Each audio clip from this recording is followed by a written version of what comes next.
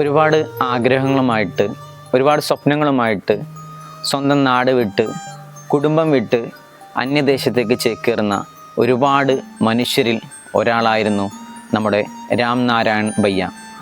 അദ്ദേഹത്തെ ഈ കഴിഞ്ഞ ദിവസം പാലക്കാട് വെച്ച് ആൾക്കൂട്ടം മർദ്ദിച്ച് കൊലപ്പെടുത്തി.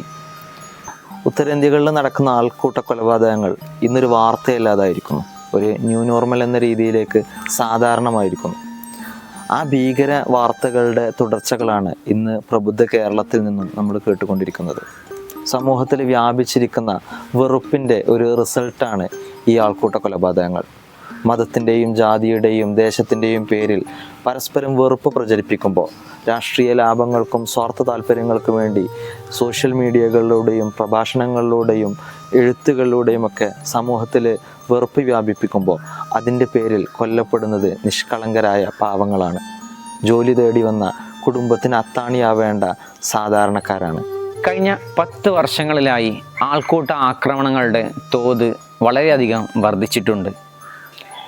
ഇതിന് കുറ്റക്കാരെ കണ്ടെത്തി മാതൃകാപരമായ രീതിയിൽ ശിക്ഷിക്കപ്പെടണം. ഇത്തരം കുറ്റങ്ങൾ ആവർത്തിക്കാതിരിക്കാനുള്ള നിയമനിർമ്മാണവും സാമൂഹ്യമായ അവബോധവും സൃഷ്ടിക്കപ്പെടുകയും വേണം. ആർട്ടിക്കിൾ 21 പ്രകാരം മനുഷ്യൻ്റെ ജീവനും സ്വത്തിനും സംരക്ഷണം നൽകേണ്ട ഉത്തരവാദിത്തം സ്റ്റേറ്റിനുണ്ട്. പക്ഷേ ഭരണഘടനാപരവും മാനുഷികപരവുമായ ഉത്തരവാദിത്തം നിറവേറ്റുന്നതിൽ നമ്മുടെ ഭരണ സംവിധാനങ്ങളെല്ലാം പരാജയപ്പെടുകയാണ് ചെയ്യുന്നത്. സോഷ്യൽ മീഡിയകളിൽ നാം അശ്രദ്ധമായി പോസ്റ്റ് ചെയ്യുന്ന ഒരു കാര്യം മതിയാകും ആളുകൾക്കിടയിൽ വെറുപ്പ് പ്രചരിപ്പിക്കാൻ, സമൂഹത്തിൽ കലാപം സൃഷ്ടിക്കാൻ, നിരപരാധികൾ കൊല്ലപ്പെടാൻ.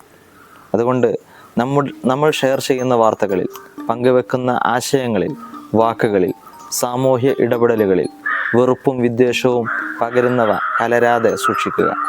കൊലപാതകങ്ങൾ ആഘോഷിക്കപ്പെടുമ്പോൾ, രാഷ്ട്രീയക്കാർ ആൾക്കൂട്ട കൊലപാതകങ്ങളെ വെള്ളപൂശുമ്പോൾ, അതിവൈകാരിക ദേശീയത ഈ നാട്ടിൽ വേരുറപ്പിക്കുമ്പോൾ അഖ്ലാഖും ജുനൈദും പഹ്ലുഖാനും രാം നാരായൺ ഭയ്യയും ഇനിയും ആവർത്തിക്കപ്പെടും.